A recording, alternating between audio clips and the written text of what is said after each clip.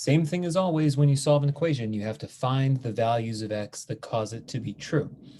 The difference between this and most other times that you solve an equation is that now you have these trig values which cause possible repeated solutions. The way that you can tell that you're going to be using a format that has to take into account an infinity of solutions is when you see this phrase right here, for all values. Now, the alternative to that is you might have x between 0 and 2 pi, or something like that, in which case you're only talking about the first rotation around the circle. But if it says for all values of x, you should be able to state the infinity of solutions.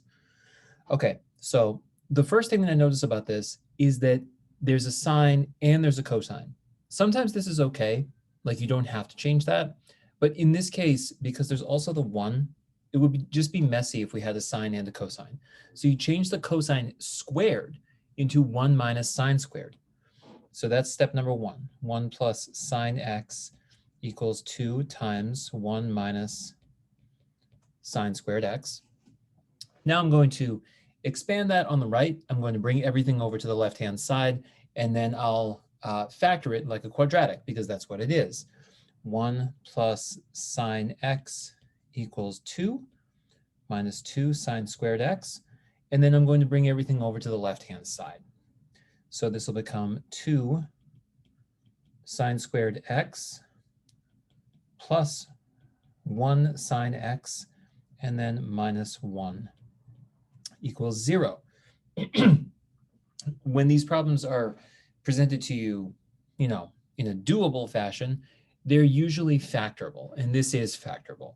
You've got 2 sine x and sine x, and then the numbers that end up working in the other spots are, let's see, we want to have a plus 1 here and a minus 1 here, and that's because we want to end up having, like when these multiply, there's 2 sine x, and when these multiply, it's minus sine x to get the 1 sine x that we actually do have there. All right, so mission accomplished. We have it factored, well, mission mostly accomplished.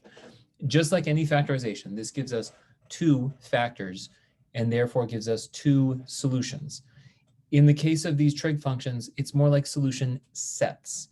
So 2 sine x minus 1 equals 0, because after all, this whole thing is equal to 0. 2 sine of x minus 1 equals 0 turns into sine of x equals positive 1/2. Now you go hunting for places on the unit circle where this is true. This is true in 2 places, here at pi over 6 and here at 5 pi over 6. So this gives us pi over 6 and 5 pi over 6. We will turn those into the infinity number of solutions in just a second. I'm going to address the other factor first.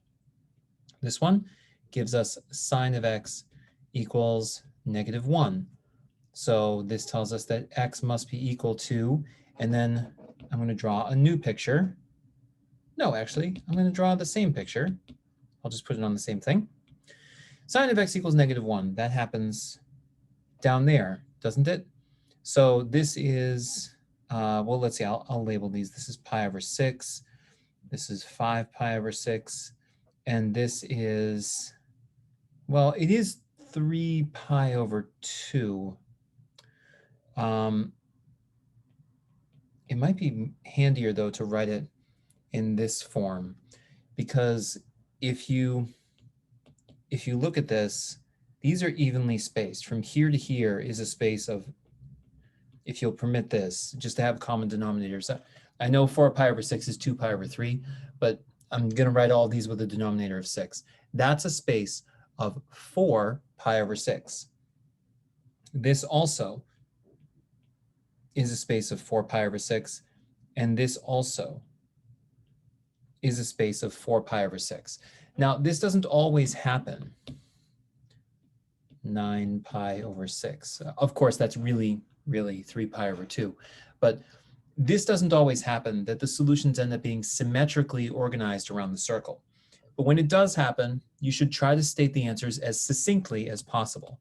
So x must be equal to pi over 6 plus, and now I want to capture the fact that it's like displaced from there either by 4 pi over 6 or by 2 copies of that or by -1 copies or by -2 copies and so on and so on. So obviously I am going to be writing 4 pi over 6 is 2 pi over 3 in this result, but this would be 2k pi over 3, where k is any integer. Again, I want to stress the idea that the solutions don't always end up being symmetrically organized, and so it's not always possible to get them in a single statement, but when you can, it's nice, and so we did.